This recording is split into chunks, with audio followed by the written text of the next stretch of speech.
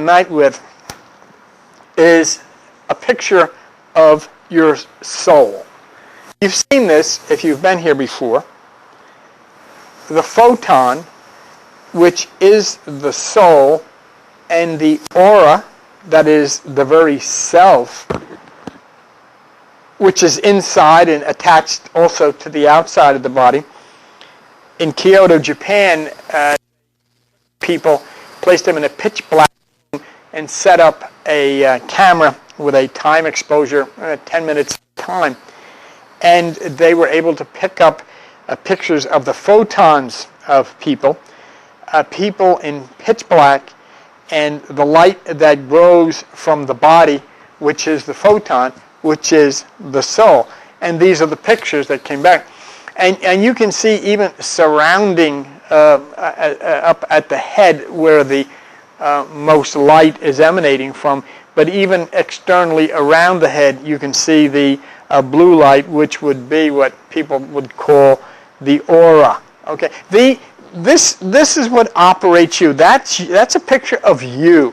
Okay, because somebody has to operate the body, and it is the photon that operate the body. And so you see not only the light coming from the body, we all glow, but in addition to that, you see the photon exposure around the body, and that's the light coming off of the body. And I like to start with that because, you know, you've been coming to church or into religion for a long time, and never have you ever seen a picture of what you call your soul. Well, take a good look, because there it is. After last week's meeting, I was discussing a particular situation that comes upon all of us at one time or the other, and that is to be approached by a born-again Christian person, asking if we are saved. And what I really wanted to do tonight was to show you what Jesus actually said, and what born-again people object to, which is what Jesus really said. And I was hoping, if I couldn't start it tonight, that maybe sometime during the meeting tonight I would get to it, but I'm not able to. But I will get that going with you. Something has come up, as it usually does. Joan Schultz is here. Do you want to check her for one moment? Okay. Joan Schultz has been coming here since the ocean rolled in, and been with us a long time. Well, she has for years been sending me things like this with, it's very serious stuff in them. Well, I was working full time, and I just didn't have the time to look through it all. Honestly, it piled up this high. Well, when I retired from work December, one of my projects was to take every one of the things she sent me and scan it into the computer in a folder. And now every single one of those things that she gave me over the years has been scanned into a folder where I can go to it in alphabetical order. And all I got to do, if I want to see photon, I hit P and bingo and whatever it may be.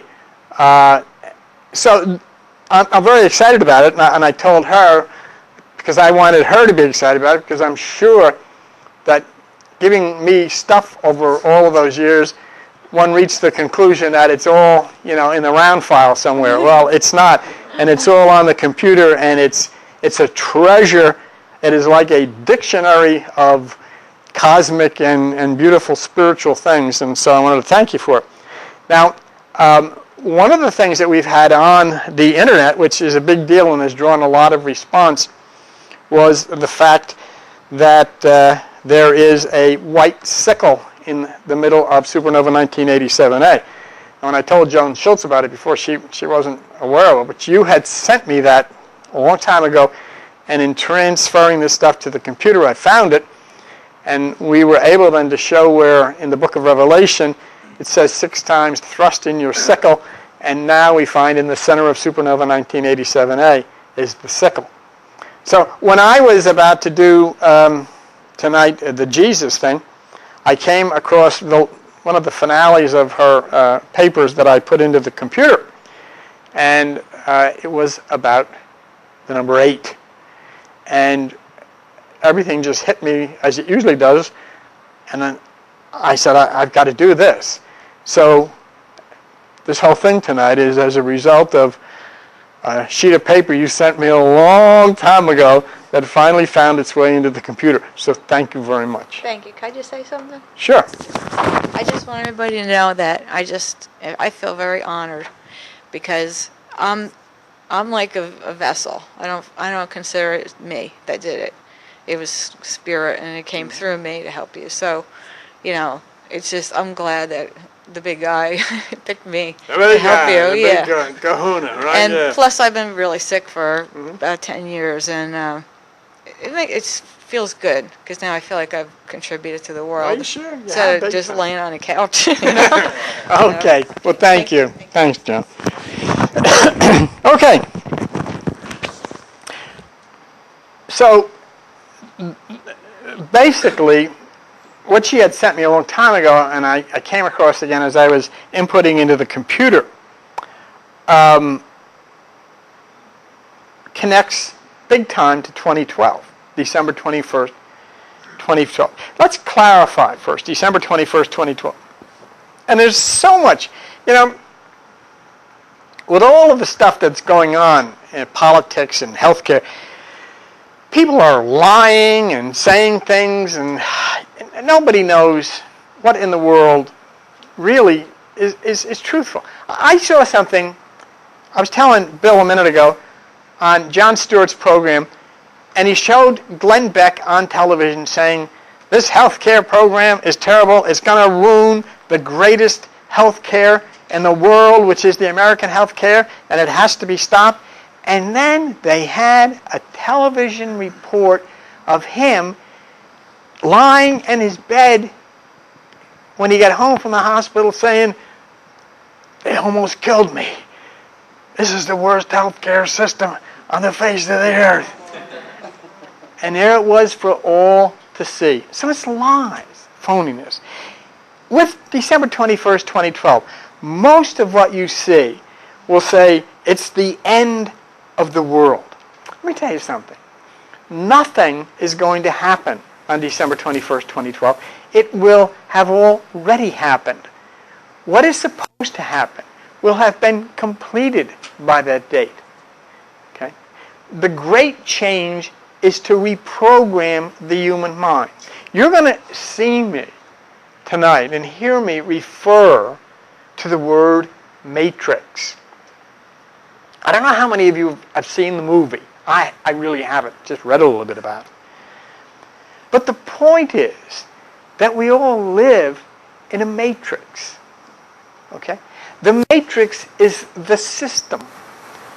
We're like in a bubble matrix where the system, whether it be government, religion, school, corporations, job, friends, family, whatever it is, we are programmed to act the way they want us to.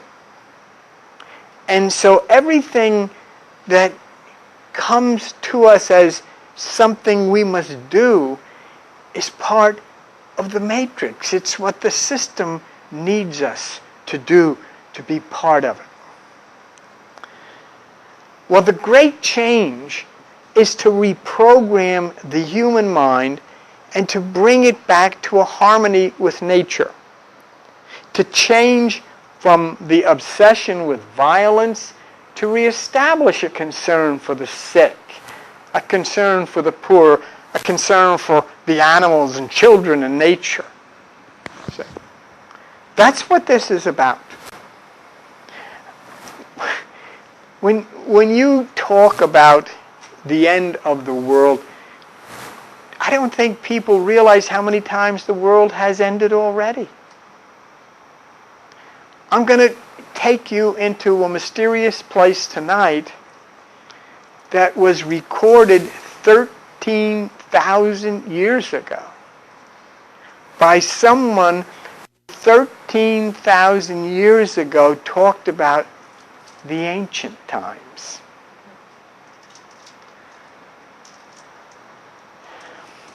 So what the Great Change in 2012 is about is an adjustment of the electrical frequency of the human brain on a mass global basis. And this will happen by the injection of information and electrical energy from supernova 1987A, from Eta Carina and all that business, and also by the influx of corona injections from the sun. Photon and gamma activity from planetary and constellation changes are what will reprogram the human brain.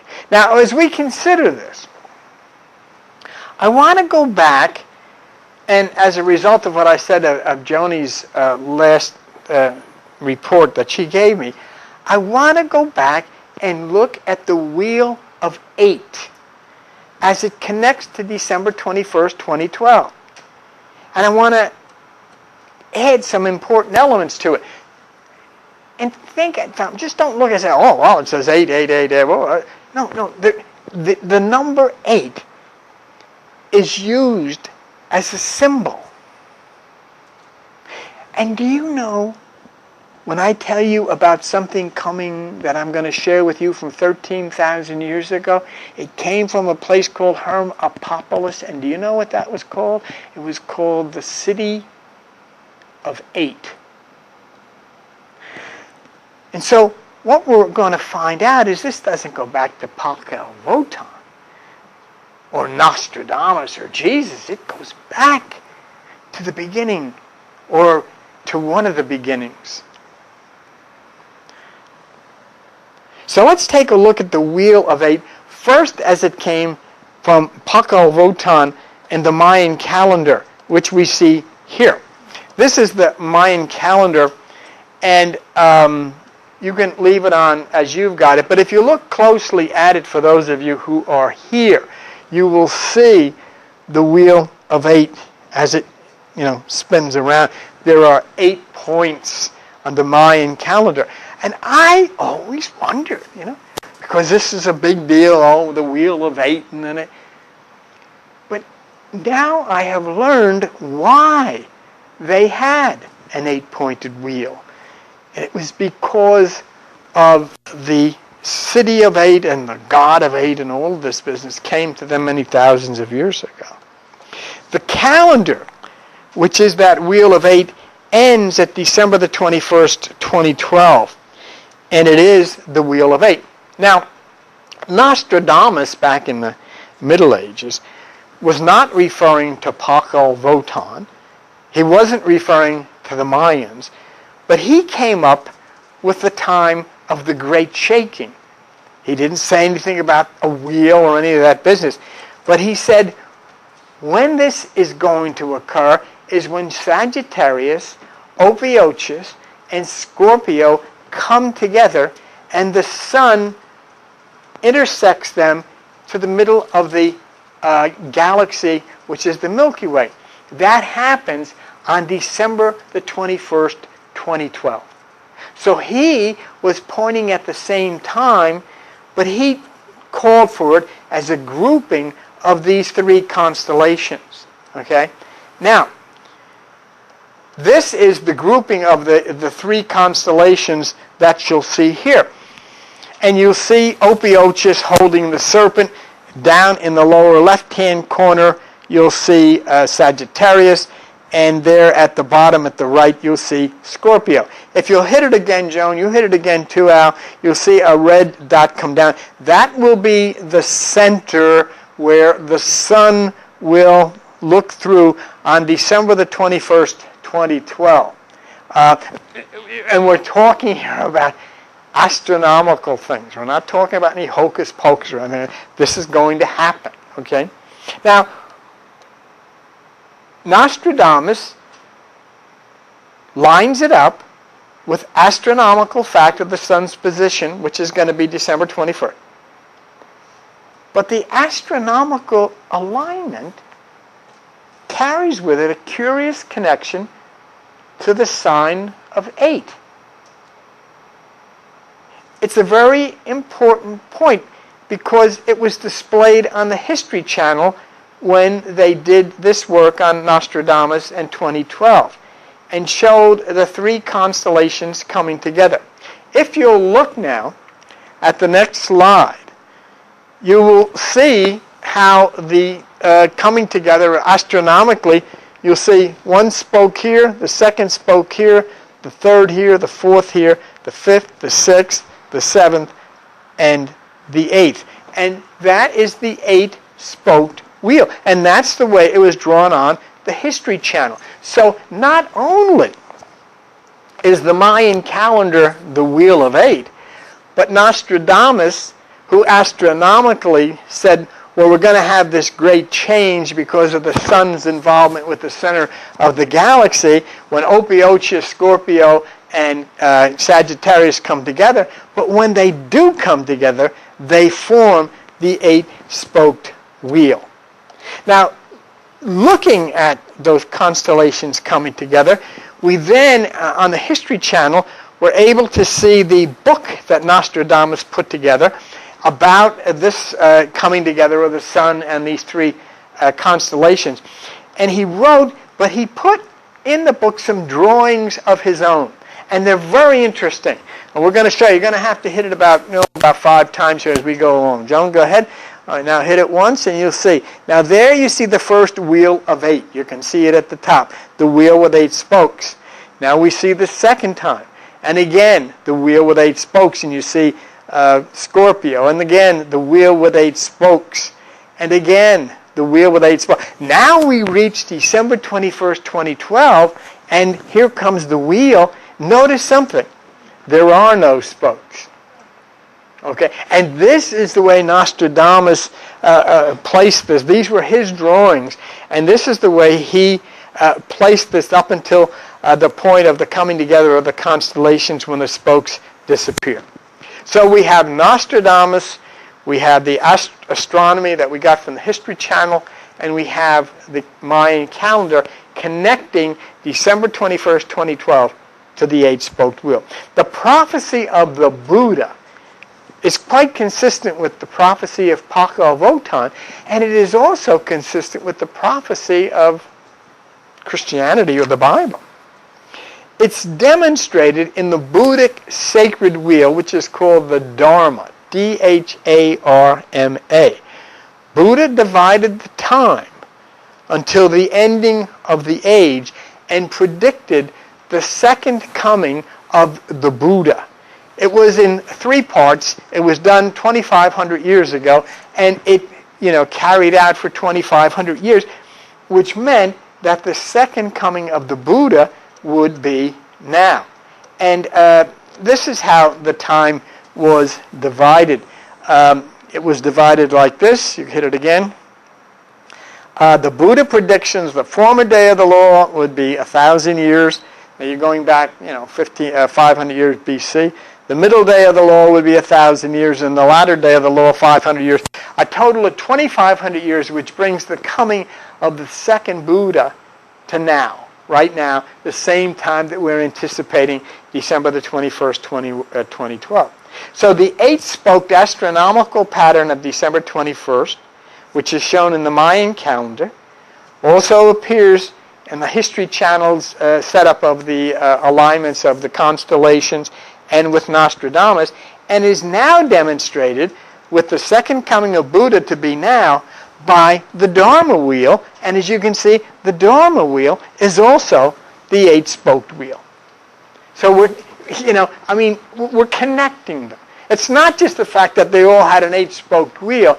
It's the fact that the Mayans said December 21st, 2012.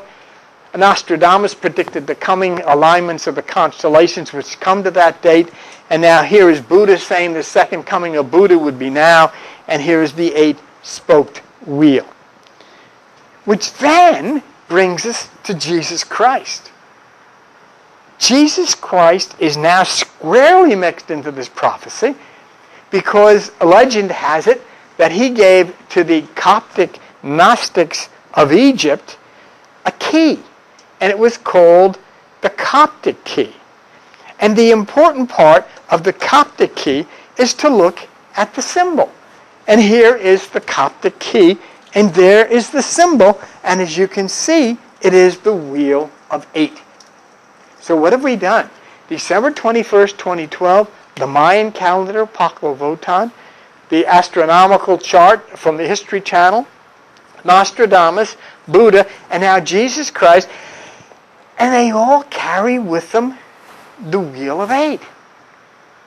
Now we bring ourselves to 2009, and I want to visit with you the National Aeronautics and Space Administration Astrophysicals Data System.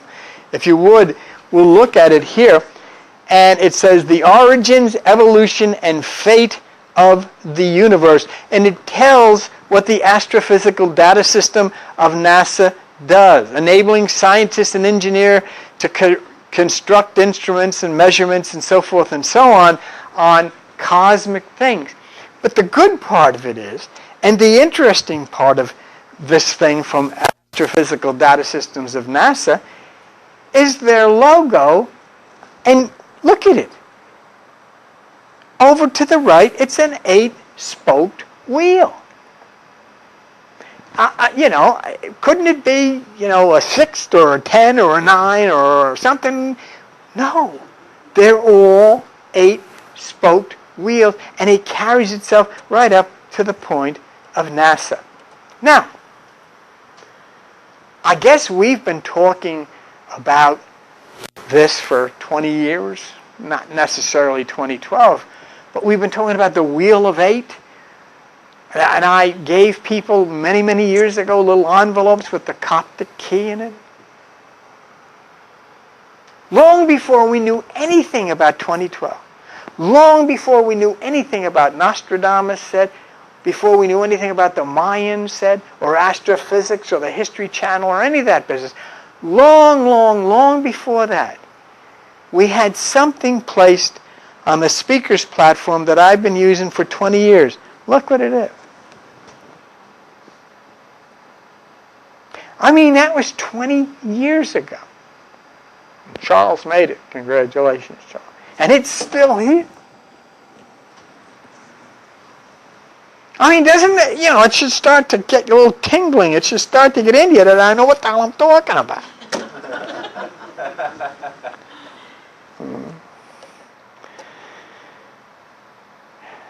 Of all the places you've come, of all the websites, of all the churches, this is the one carrying the sign of the Wheel of 8 for over 20 years.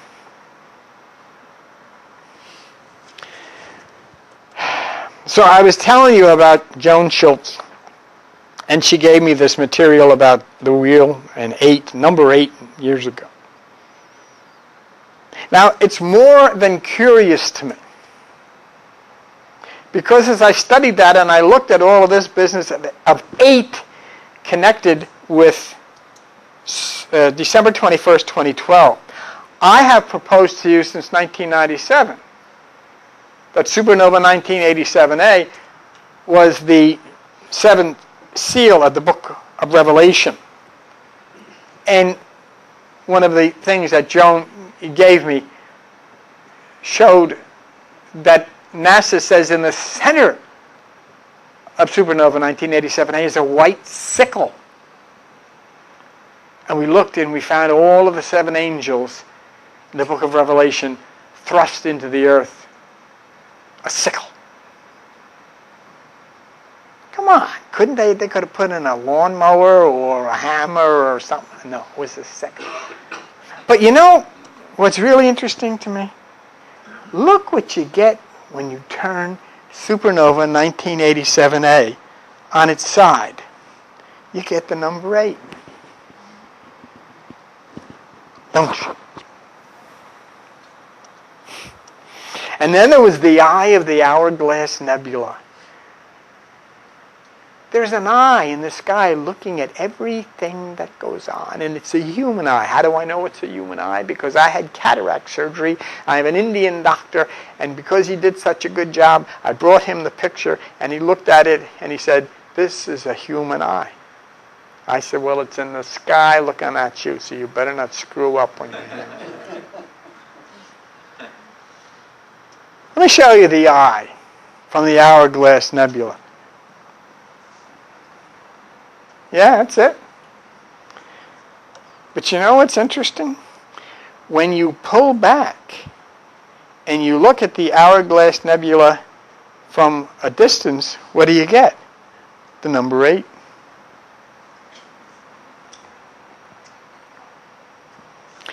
Everywhere is the number 8. And now there is something else that I have spoken to you about many, many years, and that is Eta Carina, which I have proposed is the 7th angel of the book of Revelation. And here's a picture of Eta Carina, and you can see the angelic wings. And of course, connected with Eta Carina is some pretty amazing steel sealers, because it says in the book of Revelation that the 7th angels are connected to the son of David, and the astrophysicist in charge of Eta Carina is named Chris Davidson. And also at that point, there's the return of Pegasus, which is a white seahorse. And if you look over to the left side of Eta Carina, you will see the white seahorse. Can everybody see it? I would hope so. But we go to the dictionary and we look up the Greek letter Eta. And what do we find?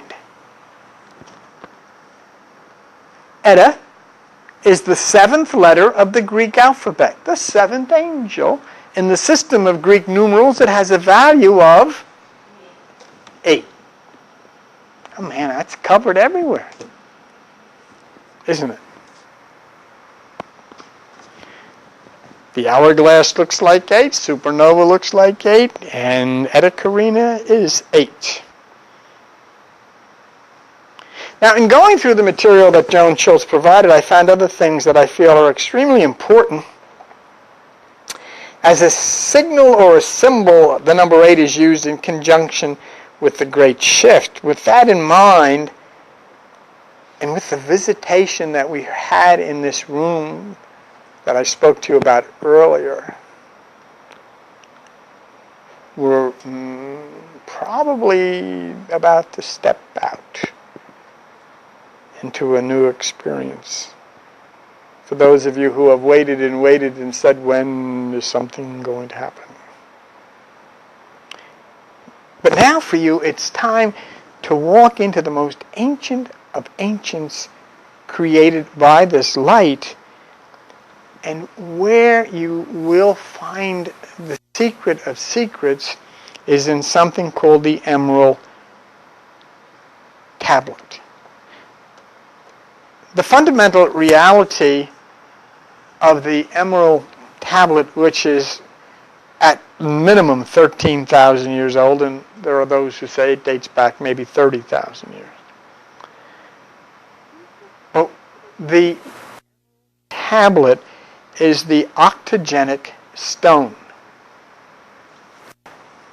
What I'm saying to you is the Emerald Tablet is words that I'm going to give you that you will speak, and they will connect you to other places and things. The Emerald Tablet is the descriptions of an entrance into the dark underground, which is the meditative state. But the Emerald Tablet is presided over by Thoth, T-H-O-T-H, which is the Lord of the 8 in Hermopolis, which is the temple of the 8, and the Emerald Tablet is of the emerald octogenic stone, which, as you will see here, is 8-sided. There are 8 sides, or 8 corners, or whatever you want to call it, to the emerald octogenic stone. The ancient Egyptian octad was the 8 qualities of creation. All of this now. And you beginning to see Why Pakal and the Mayans innate? Why the coming together of the constellations innate? Why Nostradamus innate? Why Buddha innate? Why Jesus innate? Why NASA innate? The 8 qualities of creation were kept in the temple of Hermopolis through the god Thoth, who was called the head of the group of 8 and brought the 8 into existence. Now I'm going to show you a picture of that temple in Hermopolis, or at least what's left of it. And that's it. That's what's left of it. The ancient name was Hermopolis Kemenu, Khemenu, which means the city of 8. And was so called because of the representation of 8 deities at that location. According to one ancient Egyptian paper, or whatever they called it, the ultimate act of creation was the 8th, which returned directly to the one, which was, I am the 1 that transforms into 2. I am the 2 that transforms into 4. I am the 4 that transforms into 8. And after this, I am 1 again. Now, this is really interesting, because according to the ancient literatures, we recognize this ancient sequence as the dance of life in the division of every human cell, a process known as mitosis. It takes place and involves a dance of 7 steps of transformation, where the genetic material is divided, and in the 8th step, the new cell is created. And obviously, what all this means is that the 8th step in this cosmic dance will bring us all to the creation of the new mind. And we'll see this as we ponder 2012 and move to open the Emerald Tablet and the secret of secrets.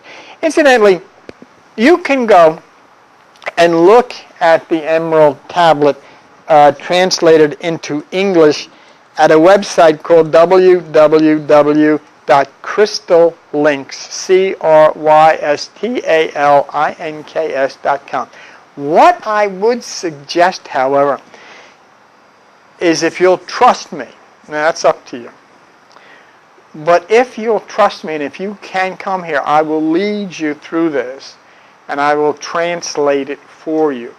This has been translated into contemporary English, but as far as what it means is something else, and I think I'll be able to tell you.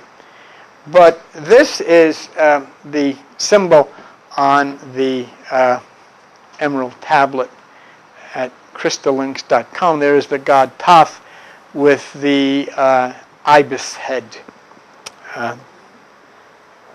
who ruled over the Emerald Tablet. The history of the tablets is strange, and it's beyond the belief of most, because you can't take belief into something that the antiquity is stupendous, dating back maybe 36,000 years of this Atlantean priest king. Thoth was immortal. He had conquered death. But remember now, don't look at that. That's just a symbol. That's a mythological symbol of something that is part of the essence of life. And you just maybe, how thick is a skull? 1/4 of an inch? 1/4 of an inch?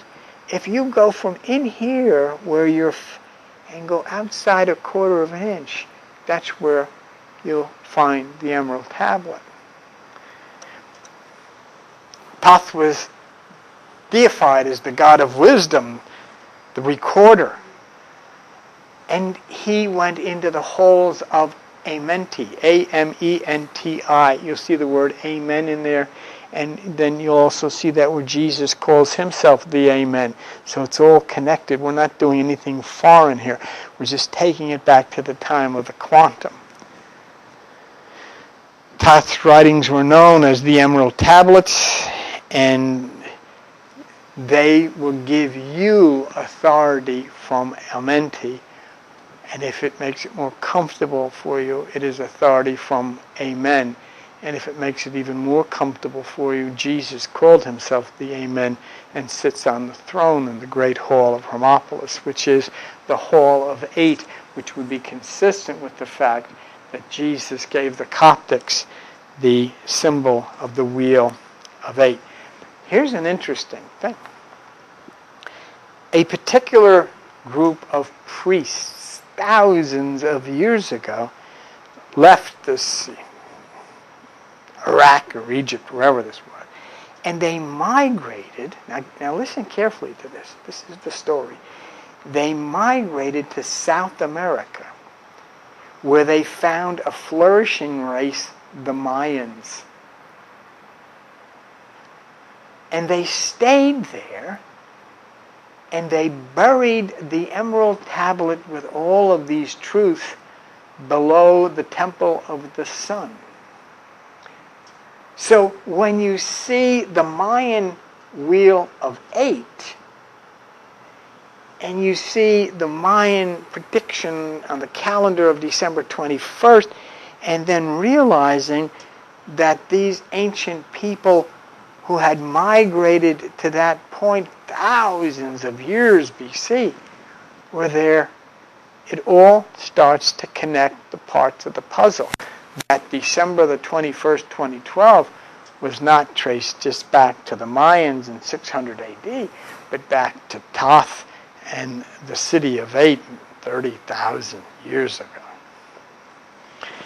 So we connect the Emerald Tablets of the Mayans and, of course, Wotan, as well as him who gave the prophecy, and the initial Wheel of 8 to the more ancient city of 8.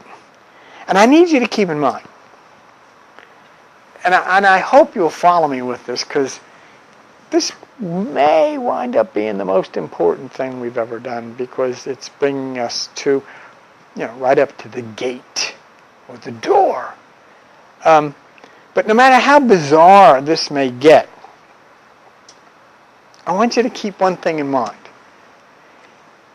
Everything that has come out of this room over the years has been proven to be true. I don't touch it if it's not. I don't touch it if it's not. I feel very strongly about this. So keep that in mind as we move into the Great Hall with the Emerald Tablets now connected to Pakal Wotan. And this is Pakal Wotan surrounded by the Emerald Tablets, because obviously he's connected with them. And obviously he received from them the octogenic stone of 8.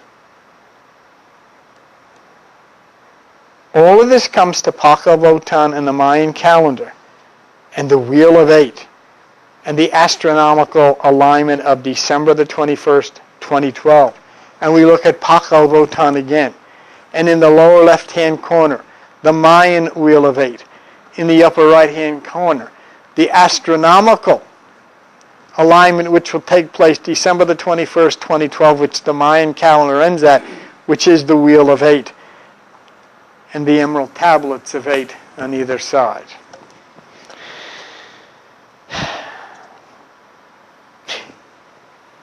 In providing the translation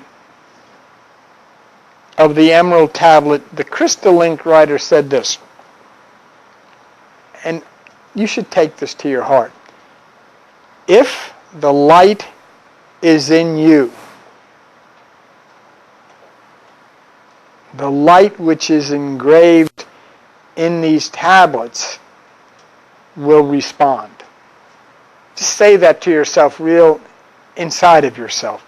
If the light is in me, and that's up to you.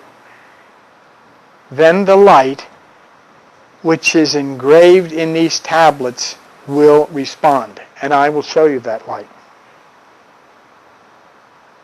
Now, the emerald tablet consisted of 12 tablets of emerald green formed from a substance, and upon them are engraved characters in the ancient Atlantean language, and characters that respond to tuned thought waves, releasing the associated mental vibration of the reader.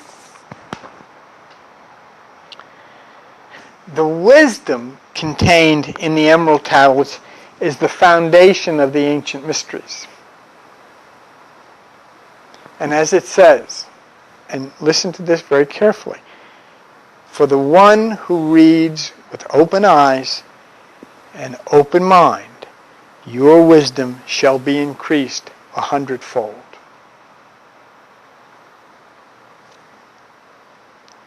And it says, read, believe it or not. Belief is not necessary. Just listen. Just read. And the vibration found therein will awaken a response in your soul. Now, we've been searching. Everybody in this world has been searching for laws that regulate this life. I mean, yet always everything is just beyond the veil, and that's what we're told. Just beyond the reach. But there is something there ready to be assimilated if you will enlarge your vision by turning inward, not outward, and receiving the words that will come to you from the secret of secrets of the emerald tablet. And it says, in the silence of material senses lies the key to unveiling the wisdom. And you know, every symbol that you've seen is a key, but many times the door is not open because the key is so great. And it's hard because we are so matrixed that we'll struggle. We go to church and we sing songs and we throw money at people and we do all of this stuff. But to simply turn inward is the greatest struggle of all. Oh, I can go to church, I can sing a song, I can read the scriptures, I can say some prayers, but to turn inside and shut down is the hardest thing of all and the most difficult. But we know all things in the universe move according to a law, and the law that regulates the movement of the planet is no more insurmountable than the law that regulates the material expressions of you. It's the same law. And one of the greatest of all cosmic laws is that which is responsible for your formation as a material being. And the great aim of the mystery schools has been to reveal the workings of the law, but so much of it had to be put into all kinds of symbols and parables and mythology because it was known that those who would misuse it for their own gain, they would take, if they reached to the point of understanding the truth, they'd be selling it. Now there's a link, the connecting link between you as a material person and you as a light person is your intellect. For your mind partakes of both the material and the non-material, and you have to think this out and decide. You have a choice. So we're about to just see the first couple of hidden and esoteric meanings. But as the writer said, be aware that the words of Thoth's meanings do not appear on the surface. But the knowledge that comes from the tablets will open many new fields of thought for you. Here's another instruction. I want you to take it in very carefully. Read and be wise. Only if the light of your own consciousness awakens the deep-seated understanding will you then touch the inherent quality of your soul. And so Thoth moves into the great hall, and we will hold his hand as we walk down. But before we enter the hall, I wanted to share with you a brief look about how the 8 permeates throughout the world, inside of you. Remember we talked about mitosis a moment ago, and how it is a dance of life as the cells divide. Look at this. It says, the ancient sequence is the dance of life itself. In the division of every human cell, a process known as mitosis takes place that involves a sequence of the 7 steps of transformation, resulting in the 8th step, which is the new cell. Now, that's from the ancient writings. But you know what? I took that and I wanted to look, and I went to an anatomy book and looked up mitosis, and look what I found. In mitosis, which is the division of the nucleus, the chromosomes condense into bodies small enough to travel efficiently into the cell, and then the chromosomes play out an intricate choreography. And the word choreography means the representation of dance. There's a dance that goes on even in the division of the cells, and it's all choreographed, as the ancients said.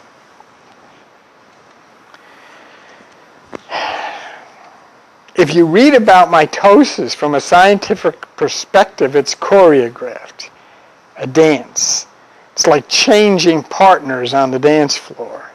As the cells divide and then new cells are created. But now, just before, let me just real quick. In ancient Chinese cosmology, the Great Flood was caused by the powers of 8.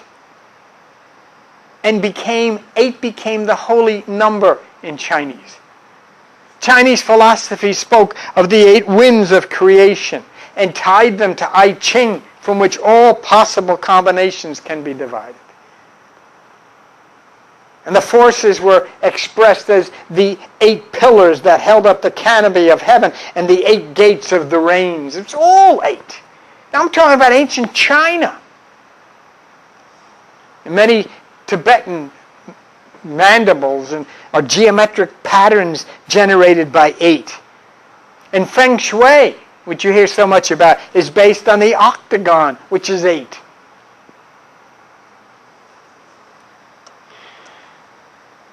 So let's go. And I will explain. We'll do, I believe, 3 tablets. And I hope that you will return to continue this journey into the temple of Amenti. Okay, so I, Thoth, the Atlantean master of mysteries, keeper of records, mighty king, magician, living from generation to generation, being about to pass into the halls of Amenti, set down for the guidance of those that are to come after, these records of the mighty wisdom of the great Atlantis. In the great city of Kiar, on the island of Ondal, in a time far past I began this incarnation. Not as the little men of the present age did the mighty ones of Atlantis live and die, but rather from eon to eon did they renew their life in the halls of Amenti, where the river of life flows eternally onward. So there is an explanation of what is being set down in the emerald tablets. Guidance for you, meaning for us. And the key is to overcome the physical problem of life and death, but to make it through the various parts of the temple of the halls of Amenti, where the river of life flows eternally. There is no end to it. And You've only got about 3 years, but it's going to happen between now and then. There's a meditation, is what this is. This is a meditation experience far deeper than most, and you'll see that as you experience the secret of secrets, which I'll be bringing to you. And the words that you will use will open doors within the quantum experience where all this is taking place. And I believe that open door is how the person who came here the other night was able to arrive. Now don't look at what you're about to see as a physical building, but an emerald hall of 8 connected to the great change coming now at the time of 8. 100 times 10 have I descended the dark way that led into light, and as many times have I ascended from the darkness into the light, my strength and power renewed. Now for a time I descend, and the men of Kim shall know me no more. But in a time yet unborn will I rise again, mighty, requiring an accounting of those left behind me. So from the city of 8 comes the mental trip we have all taken. We have slept, we have pondered, we have daydreamed, we have meditated. Thousands of times we have refreshed ourselves from the matrix, which practically has driven us crazy. The matrix, which is the system, we have had to refresh ourselves, and we are encased in this matrix, but we restore ourselves, whether we go on vacation or whether we sit and rest or whatever it is entering in to refresh ourselves and to be restored. And then the photon exits from the matrix, which is the system, which is the body, and as what happened here the other night, seemingly disappears. But in time, as it says there, the photon reappears in a different form, but in the same matrix, and uses what it has taken from the first incarnation to evolve into the second. You see, you're not looking at something that is irrelevant rambling, and I hope that you'll consider this, because it's probably the most important thing you've ever heard your lifetime, regardless. There is nothing in this world that can protect you but what you are about to hear. Nothing. This is not some ramblings of a make-believe God. You're looking at something that is basically prehistoric, beyond time, that explains the workings of the photon person in you, who's part of the whole existence and moves in and out of the matrix, which is the parallel systems of three-dimensional life.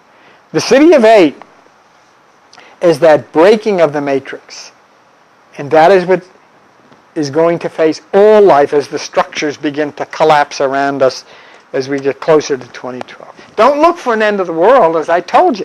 Look for the traditional elements of life to shift, and they're shifting right under your feet. They're going to change. Traditional elements are going to collapse. Changes in the environment, changes in nature. Oh, we've had all of this stuff. Oh, global warming don't mean anything. Global warming is a lot of baloney. Oh, Al Gore, all that crap. And all of a sudden, the Department of Defense comes out the other day, the United States Department of Defense, and says that the climate change can have serious implications about the security of the United States. Oh, nobody says anything. Oh, don't say nothing. They just, never mind.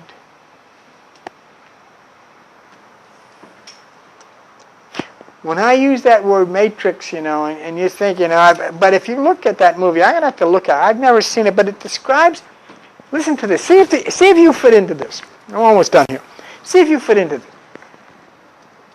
The matrix describes a future in which reality perceived by humans is actually the matrix. In other words, a simulated reality created by the machines in order to pacify and subdue the human population, while their body's electrical activities are used as the energy source. Sure, we'll have you work, and maybe we'll give you that, and maybe we'll give you this, or maybe we'll let you go. They do whatever they want because they are the matrix and you're just the machine. Maybe we will give you health care, maybe we won't, and maybe if you got enough money, but maybe if you don't, because you're just machine and they're the matrix. And that's exactly what is controlling you and me. It is a reality created for us by the system. The systems of religion, government, corporations, schools, and tradition.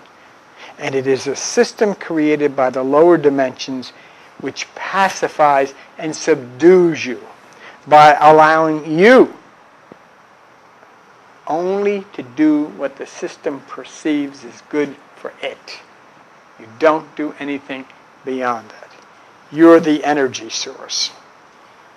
You're a prisoner of the matrix is what you are. And you are about to receive the key that you will use to escape it. Look around.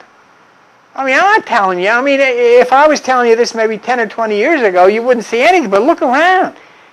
As you're seeing everything move in a different direction. And that you're going to understand that what's being described in this prehistoric city of hate is beyond the matrix or three dimensions.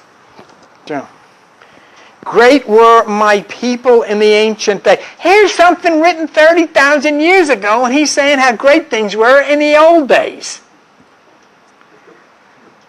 Great were my people in the ancient days, great beyond the conception of the little people now around me, knowing the wisdom of old, seeking far within the heart of infinity, knowledge that belonged to earth's youth.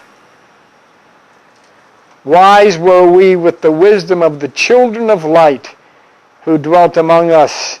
Strong were we with the power drawn from the eternal fire. Let's take ourselves back to a different matrix.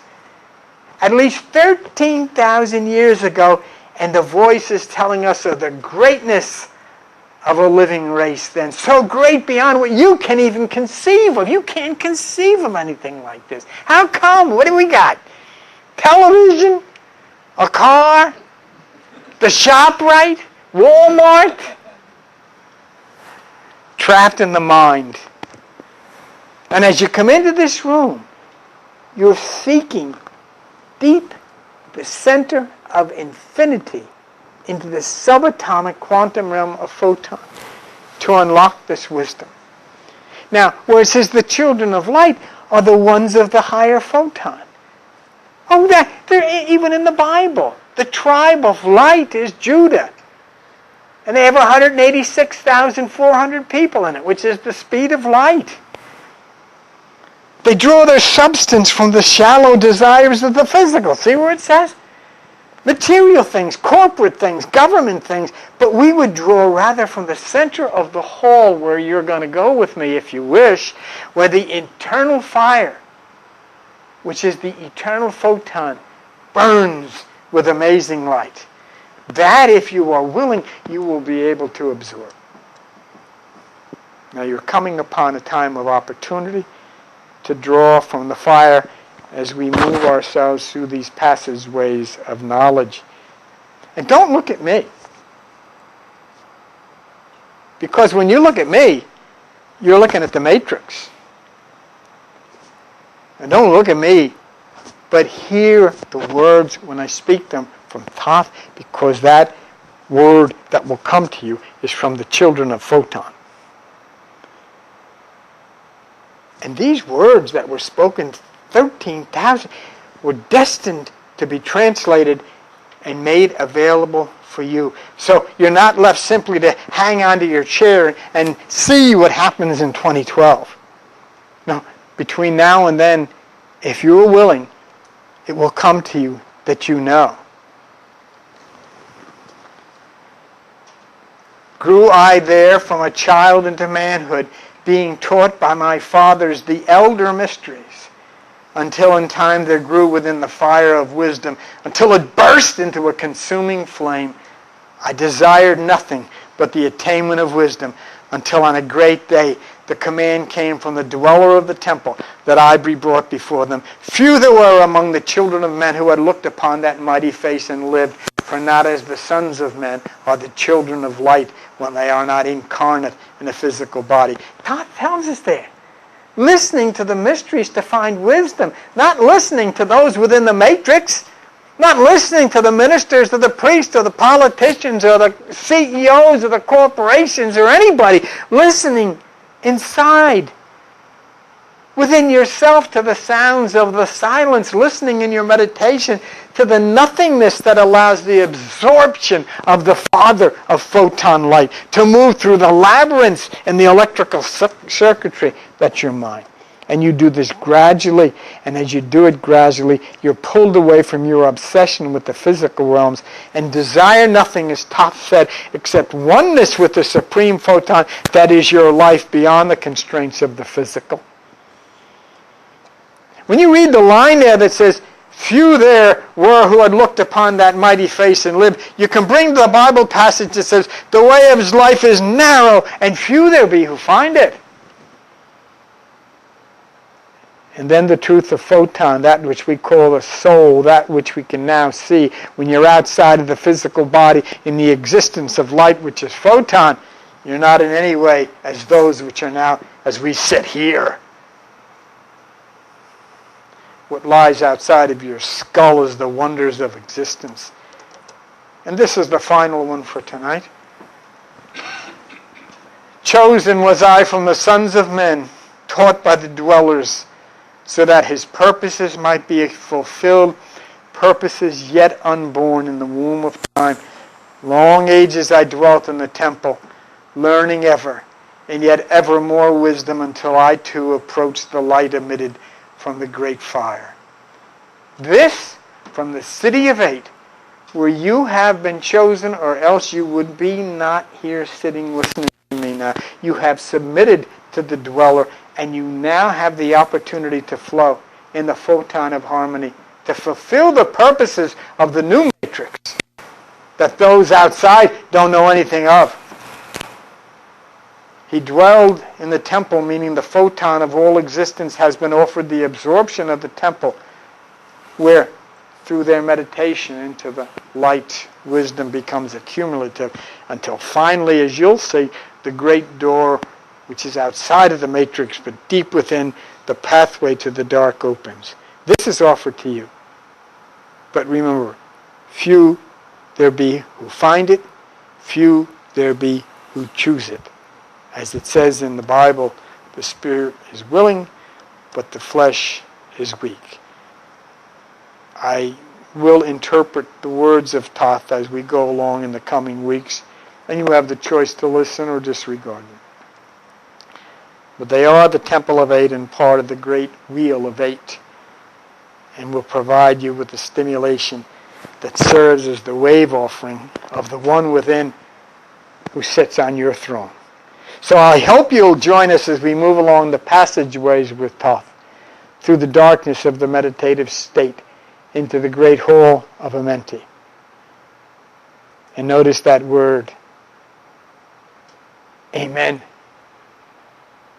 where you will become part of the great shaking and the renewal. And you sitting here, Joan, this whole thing would not have taken place unless you gave me that piece of paper long ago. Thank you. We'll see you soon. Bye-bye.